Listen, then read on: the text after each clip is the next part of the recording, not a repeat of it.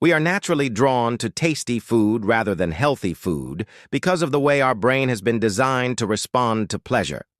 When we eat foods that are high in sugar, fat, or salt, our brain releases dopamine, which is a neurotransmitter responsible for feelings of reward and happiness. This chemical response gives us instant gratification, so the brain starts linking these flavors with pleasure and pushes us to crave them again and again. From an evolutionary perspective, this was once very useful, because our ancestors lived in environments where food was scarce and energy-dense items like meat, fruits, or honey were rare but essential for survival. By preferring calorie-rich and flavorful food, humans increased their chances of survival, and that instinct has been carried forward to modern times, even though we no longer face the same food scarcity.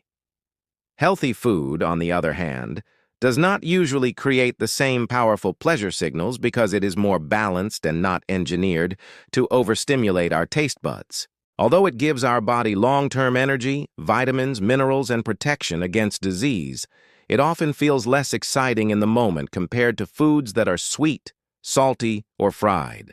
Modern food industries take full advantage of this natural wiring in our brains by creating hyper-palatable foods that combine sugar, fat, salt, and artificial flavorings in ways that make them almost impossible to resist.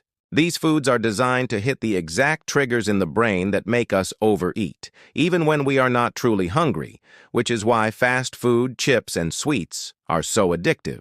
Over time, our taste buds and brain adapt to this level of stimulation, which makes natural foods like fruits, vegetables, and grains feel bland or boring by comparison. This creates a cycle where we keep reaching for more processed, flavorful foods instead of the healthier alternatives that our body truly needs.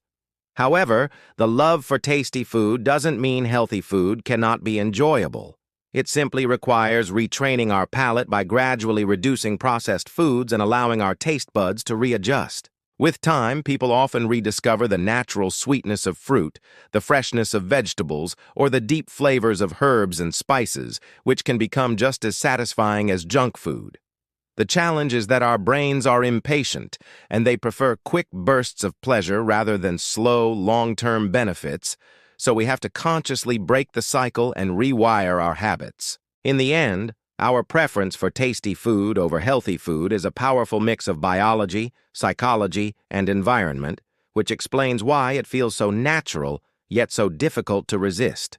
It is not just a matter of willpower, it is a battle between ancient survival instincts and modern food systems designed to exploit them. And that is why tasty food so often wins over healthy food.